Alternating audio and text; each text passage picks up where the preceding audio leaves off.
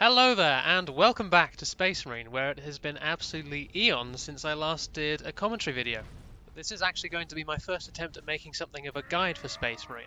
We'll see what the reception to this one is like. It might become a series, I'm not entirely sure yet, so please do let me know if you like it or hate it or whatever else really. But anyway, the topic for this one is going to be exactly what the rather clickbaity title says, which is of course how to carry and hopefully win more games of Space Marine. Specifically public matches, but this can probably also apply to organised matches to a limited extent.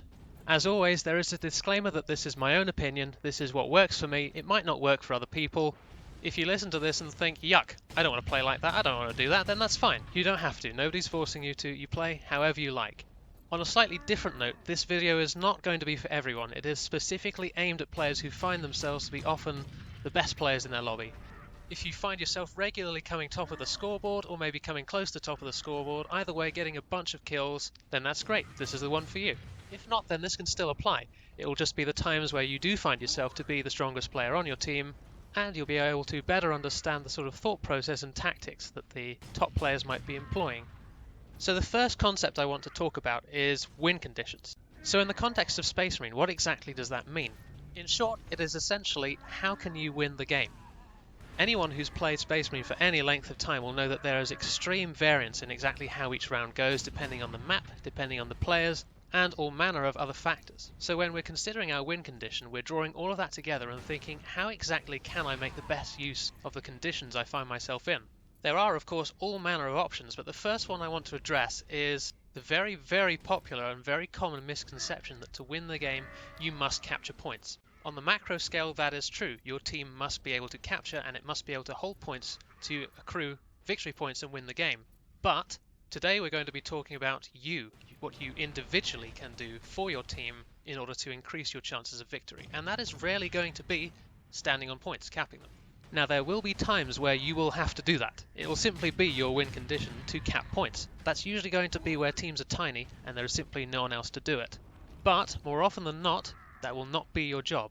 Your job is instead to do something that your teammates cannot do. It's not difficult to stand on points, it's not difficult to cap them, they're big, they glow. Anyone who has ever played the game will know exactly what they're doing and where to go. So, the much more valuable play is to not waste your own time on standing on points and instead leave that to your teammates. That being said, decapping is in fact a very good idea because it is that much quicker and the odds of your teammates actually managing to complete a decap are somewhat slimmer than actually managing the full cap, simply because there is always that chance that enemies will spawn on the point, and if you're not there, you're not able to stop that. So in that manner, you're effectively clearing the point, securing the decap, and then leaving the easy tasks to your teammates while you go off and do something more valuable. Additionally, when you're decapping a point far in enemy territory, there is simply the factor that you're more likely to die if you hang around to complete the cap. The concept of staying alive as a carry player is something we are going to touch on later, so I won't go into too much detail on that now. So we've established that hanging around on points to fully cap them is not a good use of your time, but instead, what else can you be doing? There are of course a multitude of different answers to that, but we're going to touch on 3 of the main ones today. And we will also talk about the sort of circumstances that give rise to you choosing those as your win condition. The first of these is going to be taking positions of influence on the map. The best way to describe this is a position that gives you the most control over the most important areas of a map. Ideally, this means a location with excellent lines of sight that allows you to see large areas where the enemy will wish to go. The best of these positions ideally have direct line of sight to one or more objectives while not actually being situated on the objective themselves. Once you're in this position, it's dead simple. Your job is simply to kill things, and in doing so, control the areas that you have line of sight to. Spoilers, this is most definitely going to become a trend. As a carry player, your job is largely to kill things, simply because that is the hardest job in the game, and what your teammates are most likely to struggle with. On top of that, enemies who are either currently dead or respawning or travelling back from respawn are unable to either kill your teammates or play the objectives. Win-win. Not exactly rocket science. So why not just sit on objectives where the enemy wants to go and kill them as they come? On some maps this is a very good idea. The entire central building on Hab Center is amazing for this, as it gives fantastic lines of sight to all 4 objectives, while being arguably the single most defensible location in the entire game. However, this is something of a corner case. A key component when selecting one of these positions of influence is choosing a location that the enemy will have to go out of their way to dislodge you from.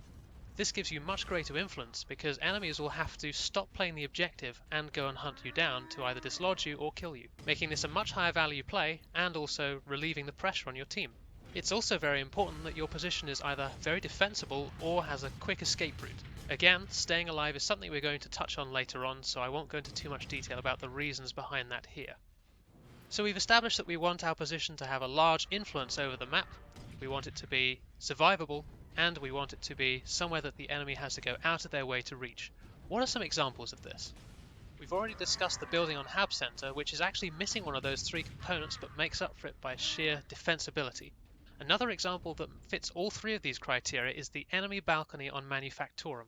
This location has a very wide field of view over the entire center portion of the map, which is by far the most strategically important. It also has line of sight to the enemy's home point, so you can support a decap or cap attempt by your team while you're up there. The elevated position makes it difficult to reach for ground classes and also allows for an easy escape simply by dropping down on either side. Perfect, assuming you can make it there in one piece. Another good example of a slightly safer location can be found on Waste Management. Once again, it is another balcony position, but this time on the friendly side of the map. On the face of it, this location may seem to be somewhat lacking compared to the others as it only exerts control over a single objective. However, the importance of this objective simply cannot be overstated. There is perhaps no harder objective in the entire game to retake or decap. So in this case, it's enough to be able to only see that singular objective while also controlling the enemy's balcony and also the main entrance to the central area of the map that the enemy will wish to take. Combined with how difficult it is to dislodge a player from this position, another good choice. These are just a couple of examples, there are countless others. Different classes and weapons will have very different areas they will wish to control. It's simply a matter of personal choice, whether that be playstyle, weapon, or any other factor, so see what works for you, but try the concept. So, when should you seek to control a position of interest over any other strategy? The good news is that this is very versatile and has a lot of utility in many different situations. This is particularly useful against strong opponents where you will achieve maximum value by drawing their attention away from your team as they are forced to make a special effort to go and push you off of that position or kill you. And also where your team is weaker and you need to be able to control large areas of the map all by yourself. But what if you're not up against strong opposition and your team is still struggling? In situations where you feel like you can handle 1v2 or 1v3 engagements, choking the respawns becomes a very valid strategy. To do this, you want to position yourself between the enemy spawn and somewhere that they all wish to go. Told you, once again we're in it to kill things. Now it's important to not end up too close to the enemy spawn because then you will end up getting overwhelmed by sheer weight of numbers and weight of respawn. You also don't want to kill too many at once because then they will all be coming at you at the same time and you will be, again, overwhelmed. So keep moving. Keep yourself in that zone, and only kill the ones that you think you can kill repeatedly. If there's a particular enemy on the other team that is going to cause you some troubles, let him through. You don't need to kill that one, you only need to choke out the bulk of the enemy respawns. In doing so, this greatly relieves the pressure on your team and allows them to push up to support you and also push onto any objectives that they are having trouble taking before, simply because there are fewer enemies coming at them from the spawns. Of course, once the element of surprise is gone, this will get progressively more and more difficult until you may be forced to seek a different strategy, or die, releasing the chokehold that you have on the other team. The final strategy we're going to be looking at in this video is assassination. When you recognise that there is one particular player who is going to be an all-pervasive threat to your team, you kill him. Repeatedly. It's really that simple. This one really won't make you any friends, and in practice I tend to only really pull this one out when I'm up against cheats, but under the right circumstances it can be very effective. The main thing to consider when deciding whether or not to do this is whether or not you think you can handle that singular enemy player repeatedly in 1v1 engagements, because that's exactly what you'll be looking for. If you can't, you will end up achieving the exact opposite of what you set out to do.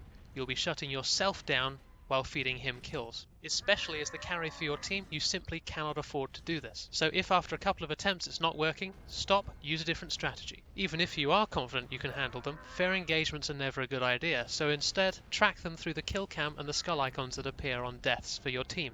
This way you can make sure you always have the element of surprise. Similarly, if you see that that target has been killed, you can head towards the enemy spawn and head him off, a bit like with the choking respawns, but make sure that you kill him specifically, and no one else, or he will be aware of your presence and see you coming. The final disclaimer for this strategy is to make sure that the loss of efficiency you suffer from hunting this player is outweighed by the benefits of shutting him down. This brings us on to the more general subject of staying alive. If you are the most impactful player on your team, be aware that every single death that you suffer, or that time you spend coming back from respawn, is time you simply cannot afford to waste. So, be aware of the risks that you're taking and ensure that the trades that you make for your life are worth it. Kills alone are not usually going to be worth it. Trading for 1, maybe even 2 enemies is still a loss of efficiency. However, do not let this stop you from making important trades, for example where there is a particularly crucial cap or decap to be secured or prevented. Knowing when to lay down your life and when to play for survival is a very important skill to learn. On this subject, it's time to address the elephant in the room, rapid deployment. You know it, you probably hate it, or at least I certainly do. So when is it the right decision to commit yourself to feeding the meat grinder? Ideally the answer would be never, that shouldn't be your job. As with staying to cap points, it's one of those things that is not particularly skillful and anyone on your team can do it. It's simply a matter of selecting the loadout, pressing E, throwing your grenade, firing a couple of shots and dying. The trouble is, for you, that even if you do survive the experience, you'll be left with a neutered loadout. Not to mention the downtime wasted in the cycle of death. However, there will be times where it's necessary simply because your team is not holding objectives and you have no other choice under the pressure. That brings us to the end of this particular topic. I hope you did enjoy the video, and even more so I hope that you got something out of it.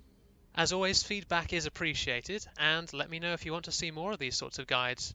And as always, I will see you on the battlefield.